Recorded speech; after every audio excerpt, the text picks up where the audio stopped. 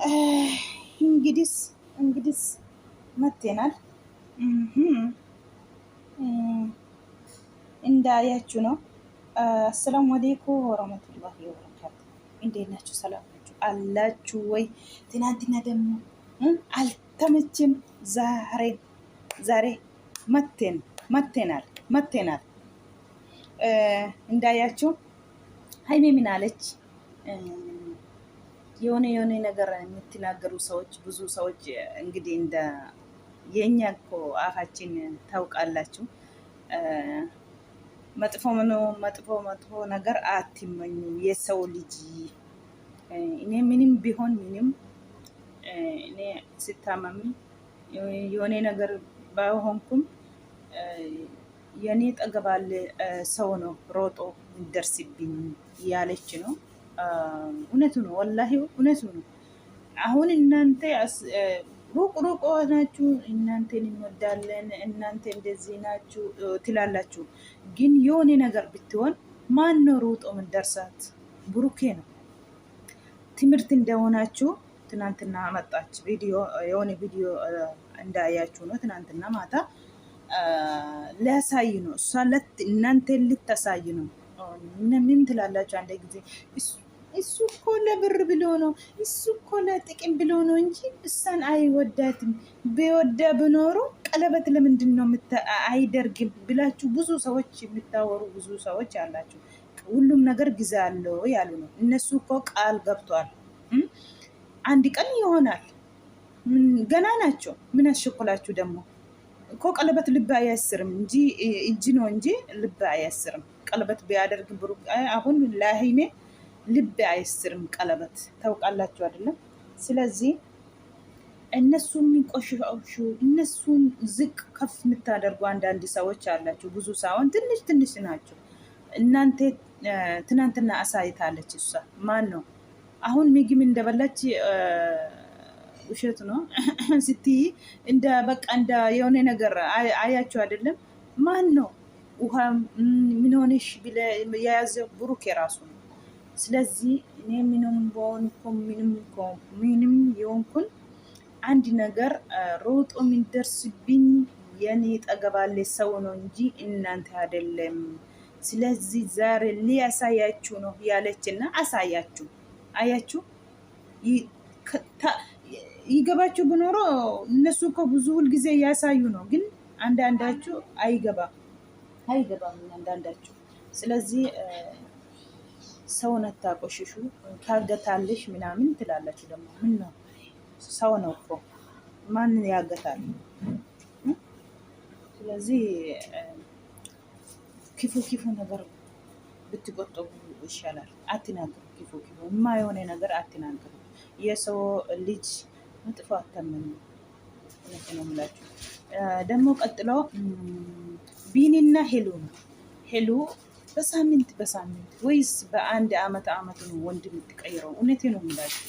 ቢኒ እኮ እሷ ራሱ በአንድ አፉ እኔ ስታበም እኔ አንድ ነገር ሲሆንብኝ እሱ ነው ጠገቤ አለ ብላ የወራች ሴት ነው። ዛሬ ደግሞ ምን አለች? አስመሳይ ነው ያለች ነው። ምን ነው? እኔ እኮ ወላሂ አንዳንድ ጊዜ ያስጠላል። ምን አለች? ተንቢ ራሱ ቢገባ በኑሮ ሄለ በወንድ ስንት ጊዜ ነው ወንድ የምትቀየሪ ብላ የሰደበች ጊዜ አስታወሻለሽ? ስለዚህ ምን ነው መጀመሪያ አትገቢ ወደ እንትን ውስጥ። መጀመሪያ ቆም ብለሽ የነገ ህይወት ነው የአባት ልጆች ነው ወይስ ይሄ ምንድን ነው ብለሽ መጀመሪያ ረጋ ብለሽ ይይና ወደ እንትኑ ግቢ፣ ወደ ፍቅር ማለት ነው። አንድ በሳምንት ወይ በ8 ወሬ ወይ እንደዚህ ቆየሽ ደግሞ ለቀቀሽ ሌላ ወንድ። ኧረ ይሄ መጥፎ ነው ወላሂ። ላዚም እንደዚህ አታደርግ። ይሄ ወላሂ ረጋ በል። ምን ነው ቢኒ እኮ ክፉ አይደለም። አንቺም ታውቃለሽ ጠንቀቀሽ። ስታመም ጊዜ ማንም ጠገብሽ የለሽም፣ እሱ ነው። ዛሬ ደግሞ የሆነ ነገር ምና በቃ ስለጠጣሉ ወጣችሁ ወደ ሚዲያ እንደዚህ ነው አስመሳይ ነው ምናምን ነው አትበሉ። እውነት ነው ያስጠላል።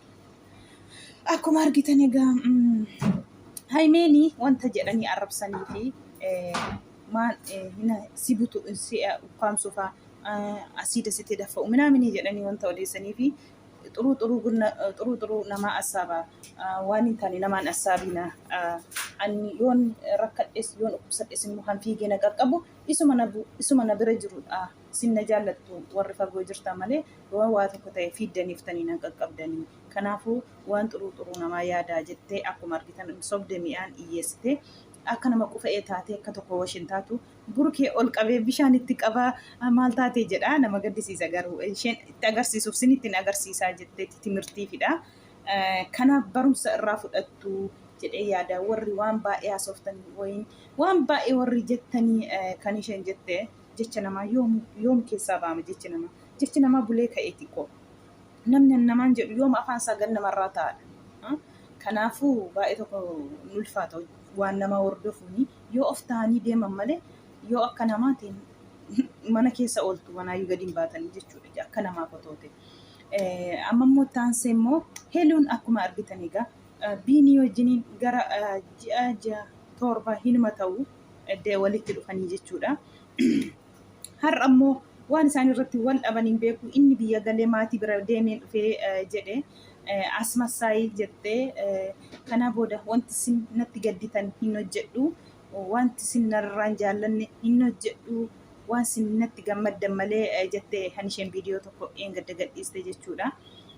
Ufuma ammoo gizee gaaffiif deebii irratti iyyatte biiniin gizee rakkadhus gizeen dhibamus gizeen kubsadhee mana keenya jirus isuma na bira jira jettee nama galataa gasha ta'e jechuudha. Har'a immoo ufumaa deebitee asmassaayiidha kan jettes ishuma jechuudha. Dura nan galateeffates ishuma har'a immoo asmassaayii kan jedhes ishuma jechuudha. Baay'ee tokko ulfaata jechuudha dhugaa dubbachuu fi biiniin immoo anamoo simoo asmassaayiin eenyudha biinii isuma beektu moo biinii isan beennedha kan jedhee deebise jechuudha. Ani jedhee beetasaba warri si hordofis kan koos tokkuma kanaafiyyuu ati nama hambira wajjiniinis jirta waan baay'eetu jira ani amma miidiyaa irratti hin dubbadhu ati waan tokko sitti hin dhagahamu dhiira qayyaruuni siif waa miti kan inni jedhee jechuudha. Biinii immoo biinii isa durii immoo biinii isa hin beennedha biinii kan inni jedhee dubbate jechuudha. Asmassaayii miti na beekta yeroo hundumaas gizee rakkattees kaameraa dudduubeetes kaameraa fuulduratees immoo waan na beektudha kan inni jedhee deebise jechuudha. Garuu sii fi dhiira qaqayyaruun homaa sitti fakkaatu namas immoo obbiraa qabdaan wanta ta'ee fi waan tokko sitti fakkaatu garuu akka waan gaarii sii gaxxamu sii gammadaa sii hawwaa kan inni jedhee jechuudha. Akka kee kana waan baay'ee hin jedhu hin dubbadhu kan inni jedhee dubbate jechuudha. Maaliif nama biraallee kan jaallattu qabdii jedhamee odeessameera duraanu.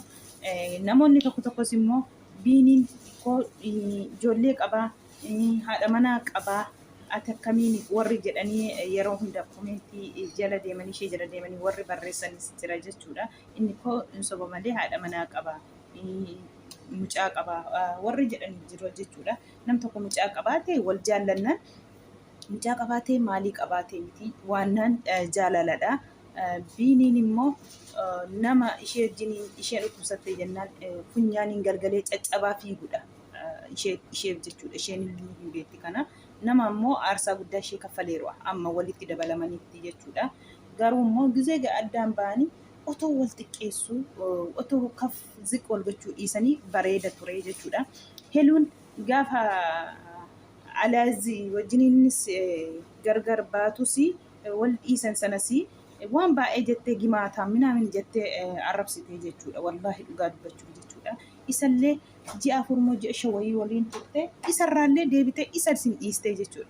Ammas biinii kana wajjiniinillee ji'a meeqa wajjiniin turte har'a immoo asmassaayiidha kan isheen jechaa jirtu jechuudha.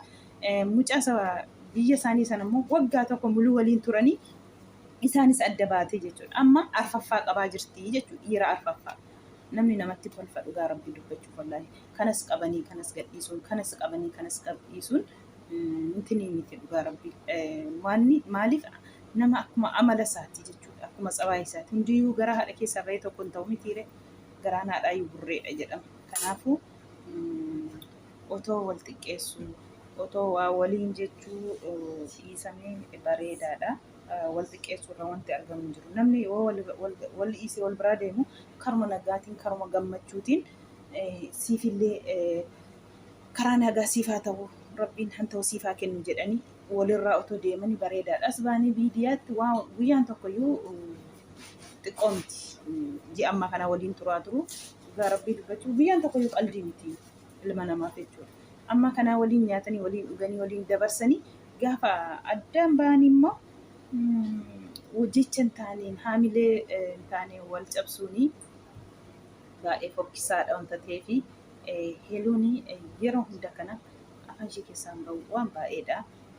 Garuu immoo atillee hiyyooti qaxxalaaf siifuu isaafuu jechuudha. Lilliffi yaagganyaal jedhan jarri keenya. Kanaafuu atimma yoo dhiistes hiyyoota kee keessa namni biraa jira jechaa jiru. Innis immoo hin argata boorgana. Karaa nagaa walirraa deemtanii wal xiqqeessuu too dhiistanii jecha hin taane akka kumbullee walitti darbachuu too dhiistanii bareeda ture. Maalumaafuu carraa gaarii hunda keessaniif isin haa ta'u. Atis siifis isaafis jenna nagaan tura. Viidiyoon keenya dhaabate.